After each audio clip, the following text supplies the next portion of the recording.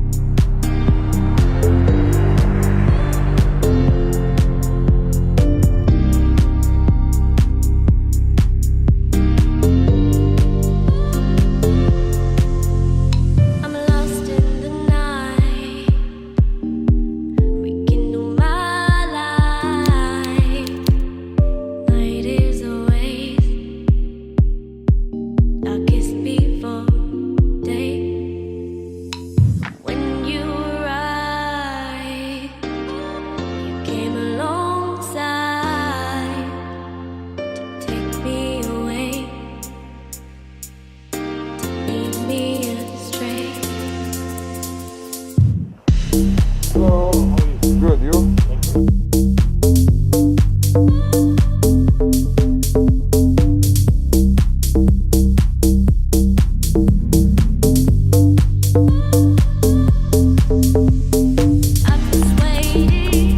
Massimo, tutto bene? Come stai? Bene, tu? Come va lì? Va bene, dai. Insomma, vedremo. Un casino. Casino. Allora? Quante gare faremo? 2? Sì, no? Forza.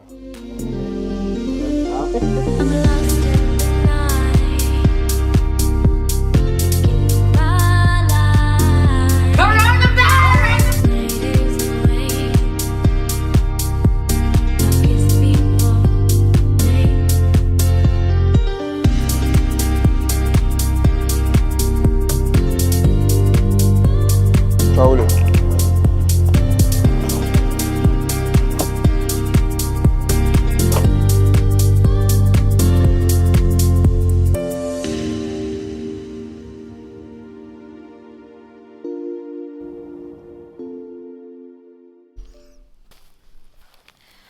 So, about 30 hours in, we made it to Australia.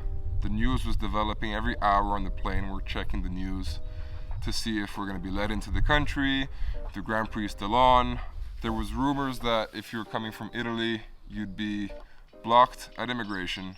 You'd have to wait at the airport until the next possible flight all the way back home. Thankfully, that didn't happen to anyone. We got into Melbourne at about 2 a.m. and the next morning we went straight to the paddock to set up equipment and see if everything was going as usual.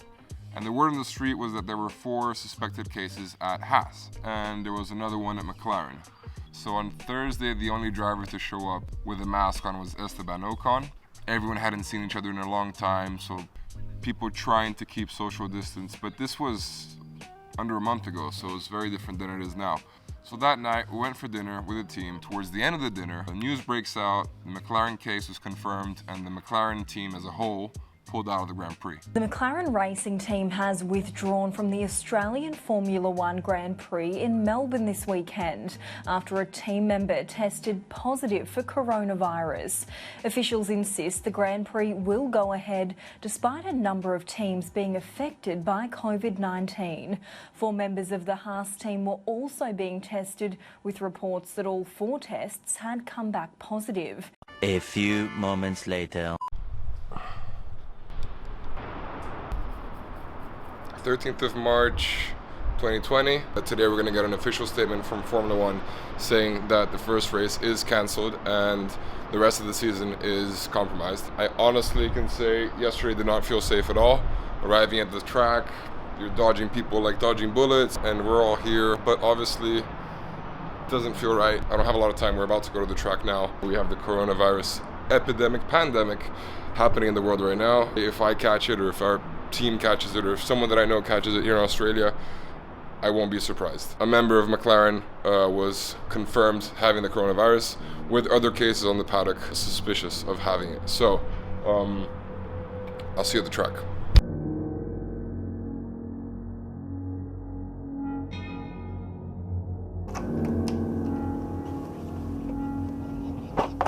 Shit.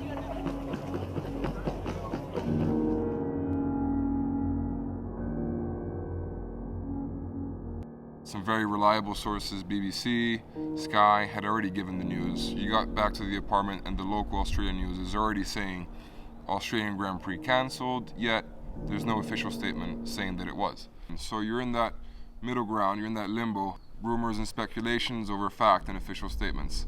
Obviously, the BBC and other sources had people in high places that gave them valuable information, but yet there was no official statement. But the next day, everyone went back to the paddock as usual, except for the drivers. We later found out that Kimi and Vettel had already flown out. I think the teams got together and they all decided, like, listen, we're not running. Everyone had closed down their garages. There was a huddle up at Red Bull, which we found out they were informing all parties involved that they were in fact not going to run that Grand Prix. There was some moving parts in front of Mercedes, but no one knew what was happening. There was no official statement, so everyone's running left and right trying to get information.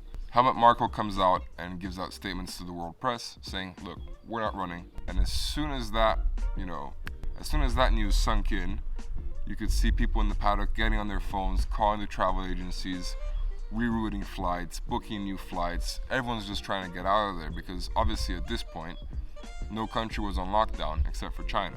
France wasn't on lockdown, Germany wasn't on lockdown, the UK definitely wasn't on lockdown. It was only a few hours later where Formula One's governing body gave an official statement where everyone's huddled up in a circle very closely to each other, which doesn't really make sense.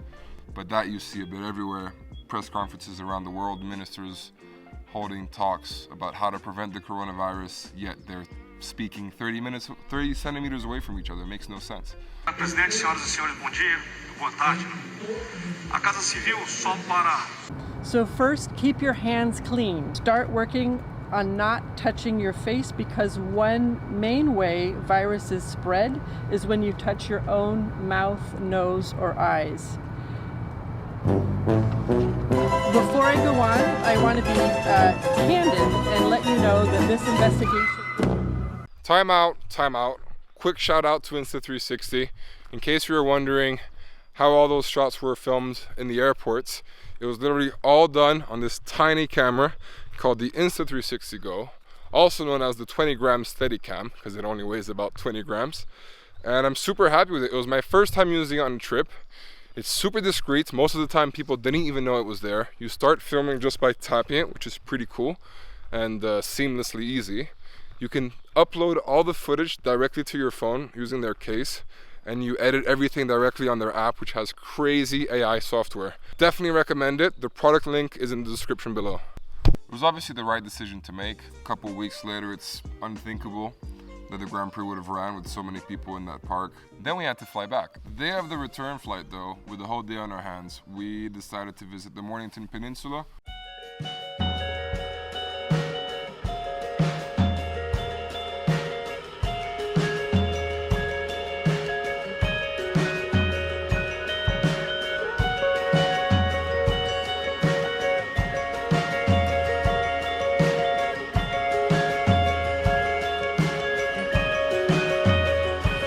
Just wanted not to need it, makes me let it fall. But you let me in, and I don't want it, but you make me believe it. So do I really want? If you could keep it together.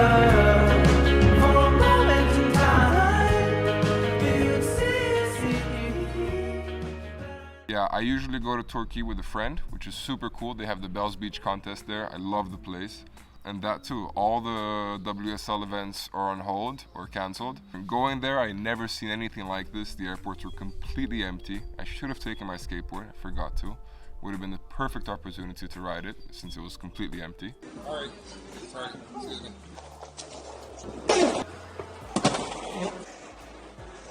Now the way back, once all the countries officially stated, hey, we're on lockdown, come back home, it was chaos. Everyone that was abroad for whatever reason had to fly back home, so the airports were slammed with people.